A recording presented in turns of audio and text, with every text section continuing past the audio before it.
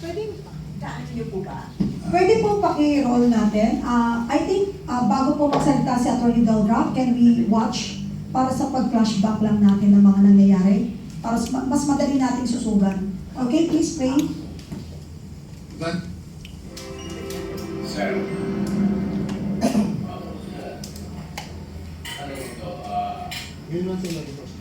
ayan, that video, I made sure to take a video of the former president so that we would know his state of mind at that time. Where was this taken? I did not interrupt him except at some point when he said that he thought that it was sedition that he was being charged of. Sabi ko, kidnapping and you will be brought to the Hague. So, alam niya yung nangyayari. I-off mo muna, i-off mo muna. Paki-off ka muna. Para yung ano lang siguro yung audio. Yung audio lang. You can continue with the... Continue with the video pero walang audio para na walk through tayo dyan ni Atty. Del. Ang kaso dito. Sir, mo sila. Okay. Ito, Dahil nga, I-mute mo yung audio. Yung audio ng... Paki-off muna yung... Si ano pero kung sasama ako sa iyo, huwag kang Pero i-play yung video. Wala lang yung sunod. so as you can see, I was playing that video so that I would be able to capture in the raw the state of mind of the former president.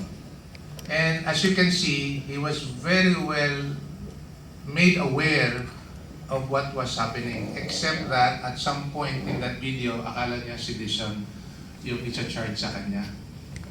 And I think somebody also said that it's kidnapping and that you'll be brought to the Hague. Ang reaction niya, that's kidnapping. Alam niya rin yung batas niya. At sinabi niya na wala na pong jurisdiction ng ICC.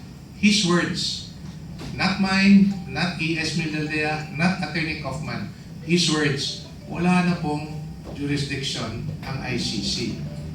So ibig sabihin, alam niya yung batas niya. And he lectured on kung bakit wala ng jurisdiction. Umalis na tayo, yung investigation and everything else, na wala na pong jurisdiction yung ICC. So yun po, the reason why I have to capture that is, first of all, I want to know and capture the state of mind of our client. Kung alam ba niya yung nangyayari at that time sa Villamor Air Base. Alam niya. And perhaps that is the last video of him making his legal position on the matter. Na kidnapping yung nangyayari. Pangalawa, walang jurisdiction ang ICC for him to be brought there. So yun po ang klaro doon sa video na yan. As much as possible, I don't want to interrupt him during that entire scene para kuhang-kuha talaga ano ang gusto niyang sabihin sa buong mundo as regards that. At sinasabihan niya si General Torre at that time. And as mentioned, I also would like to share, if I may, Penny, you mentioned about the former president being calm. I'd like to invite you to that scene, that video, yung, I like to qualify that. Nagte-tense lang yung room sa Villamor Air Base pagpapasok si General Torre. Otherwise, medyo kalmado, makapagpahinga. Ako, si former president, in a way. Pero pagpapasok si General Torre, there's tension in the room. So in one of those moments, confront na si E.S. Bingbong by General Torre on the right side of the former president. After that, he went to my side.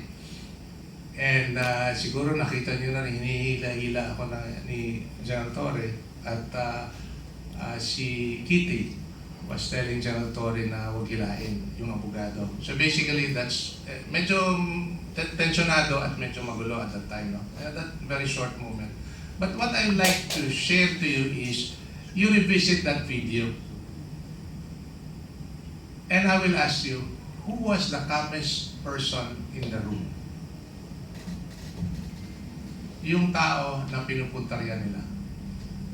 The former president was just looking around, what's happening. Never said a word. Kinukumpronta na si E.S. Bingbong, never said a word.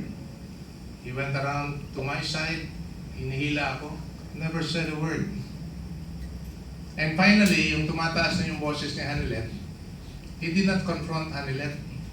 He confronted the policewoman. Pwede ba huwag mo na hawakan? Para huhupa yung tension. That tells you something of the man.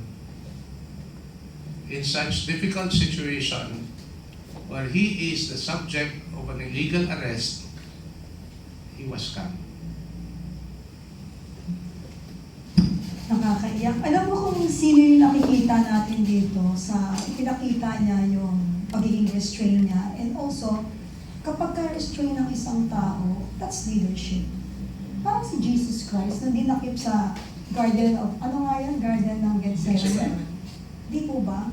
Kasi alam din niya yung karapatan niya. Alam niya yung nilapastangang karapatan ng tao na alam niya na may laban siya. Alam niyang may mga violation na nagalang at alam niyang pinlano to. So, I think kaya iba na yung abogado talaga eh. Abogado talaga yung ating dating Pangulo.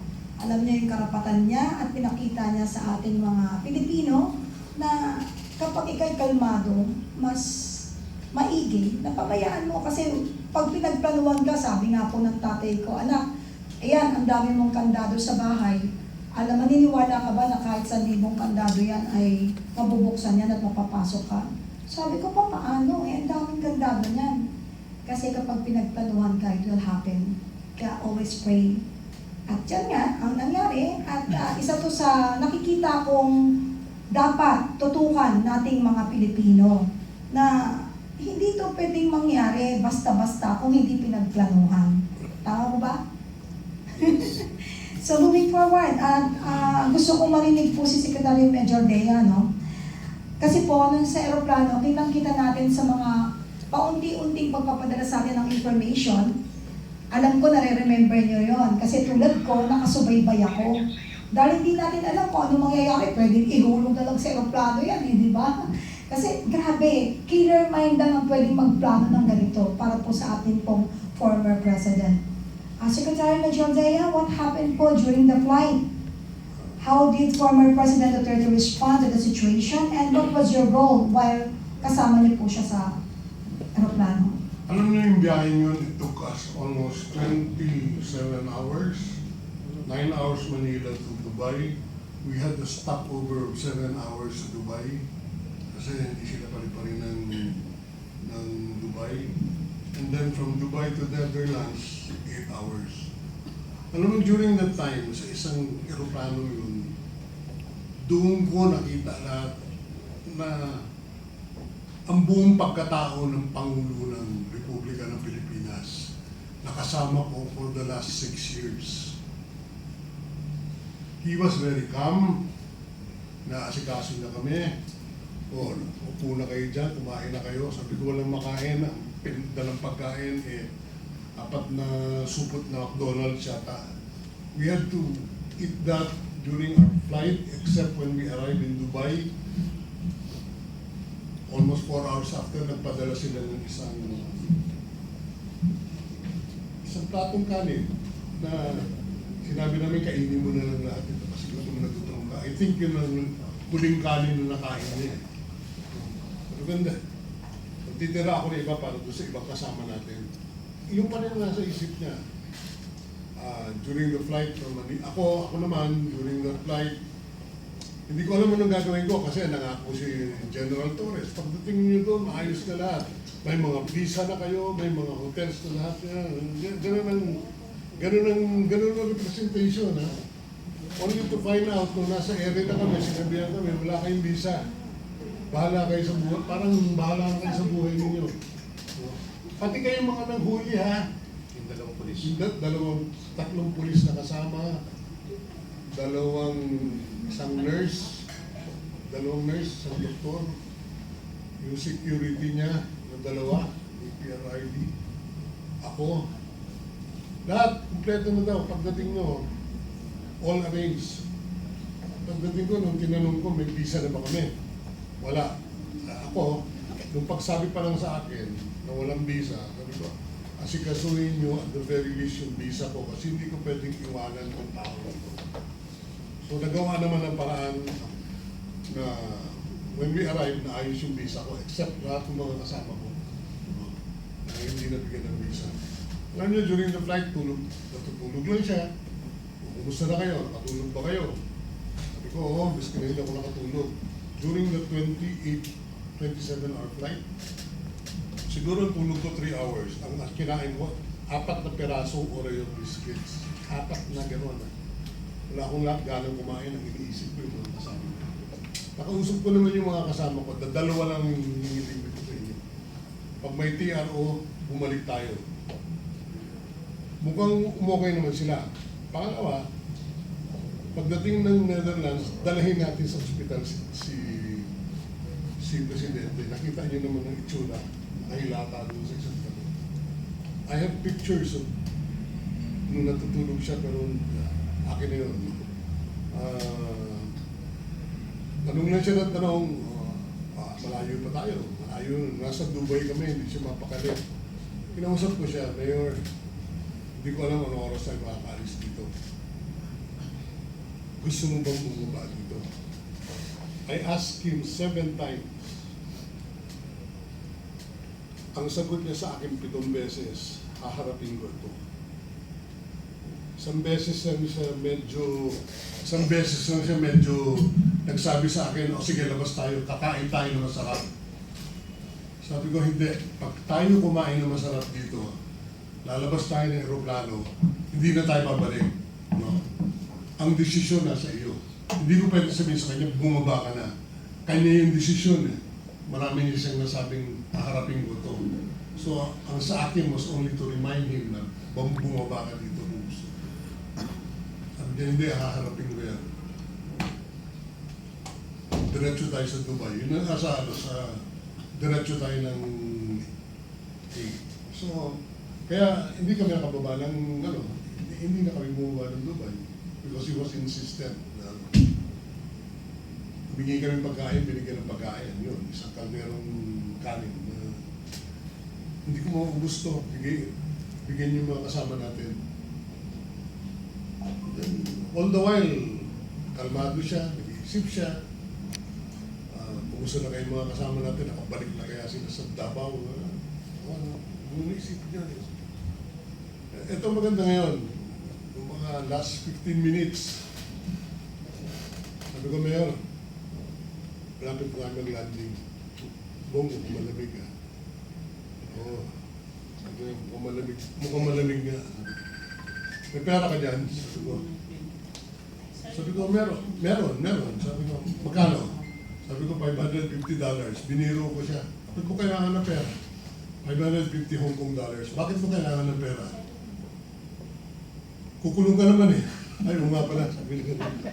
Pati ka siya, nga. Yung sense of humor niya, nandun pa rin ha. Nga pala kukulong. Hindi. Yung mga kasama natin dito, laptop. Pakainin mo na masarap. Tsaka bilihan mo ng jacket. Bilihan mo kasi napakalamig. Alam mo, ako, hindi ko na naisip yun. Naisip ko, ihulog na lang siya ng lahat siya ng plano. Pero siya naiisip pa rin niya yun. Ganun siya. No. Sabi ko sa kanya, hindi naman pwede. Sabi niya, asikasuhin mo sila pagdating sa Hague. Sabi ko, hindi ko pa alam, Mr. President, kung may mga visa sila. Akala ko ayos na lahat yan. Yun ang pagkasabi sa akin, pero mukhang wala eh. Ikaw, mukhang nagawa ng paraan nyo sa akin, may nagsabi na sa akin, baka mapunan ka ng you'll be given. True enough, pag-landing, I was given a 15-day visa. We were led by an ambassador. Yung contingency na yun was led by an ambassador. Hindi ko na babanggitin yung pangalan. We did not even know the distinction between a diplomatic passport and a visa. Unfortunately. Anyway, ganun siya. Kaya sabi ko, ako, hindi ako nangihinayon sa mga ito, itong taong ito, maski na ano mangyari. Ito ang best friend ng Pilipino. So, nakakatak siya, no? Naiiyak man. Oo. Nakita ninyo na sa oras na talagang hindi nila alam kung saan sila dadalhin, maisip pa rin niya yung kapakanan ng mga kasamahan niya. And the fact that yung pagiging mindful niya sa nararamdaman ng mga kasama niya, hindi mo mapabayaran yan eh. Hindi mo pwedeng tapatan yan. Dahil hindi pa sarili lagi yung iniisip niya, yung hindi niya nga alam kung anong mangyayari sa pupuntahan nila. Kaya talaga palakpakan naman natin ang best friend ng bayan, si Secretary Eugene. At syempre, ang pinaka-BFF natin ay si FPRRD. Nakita ninyo? Kaya nga talagang hindi lang pala sa bayan siya willing to die. Of course, doon din pala sa mga kasama niya. Sobrang lamig, negative. Ano ata, na set? Nung dumating kami, 1 degree. Ang suit ng jacket, ganito. Ganito. So, Sabi Ang niya, daming bilihan mo ano, ng ano? jacket, diretso mo sa, bilihan mo, lahat yan, bilihan mo ng jacket.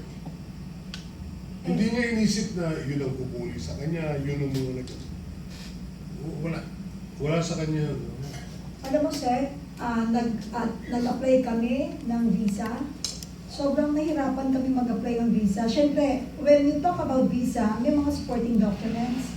Dapat pala magpa-kidnap na lang tayo para makapunta kagad tayo sa Sinabi mo. Europe. Hindi na tayo magbabayad ng application ng visa, tapos makakapunta pa tayo doon. Ihahatid pa tayo nang hindi tayo magbabayad ng eroplano. Di po ba? Tapos naging mindful din po si Presidente or si Tatay nung sabi niya, hindi ka na kasi may nag-aantay pa ata, may gagamit pa ng eroplano. Hindi niya alam yung eroplano yun is FYI para sa mga kababayan natin. Hindi po to eroplano hindi po to eroplano ng mga namamasyal or mga gusto makarating sa Hague. Private plane po ito. Kung kanino ito, hindi natin alam. Baka mamaya, mas alam niyo kaysa sa akin. Di po ba? Kaya tayo, huwag tayong magbulag-bulagan sa katotohanan at maging bingi sa mga naririnig natin. Totoo man o hindi, i-balance nyo. Or tingnan ninyo kung ano yung totoo. At kung hindi nyo makuha yung totoo, wala akong bayad magtanong. Nung binababa siya sa hagdanan,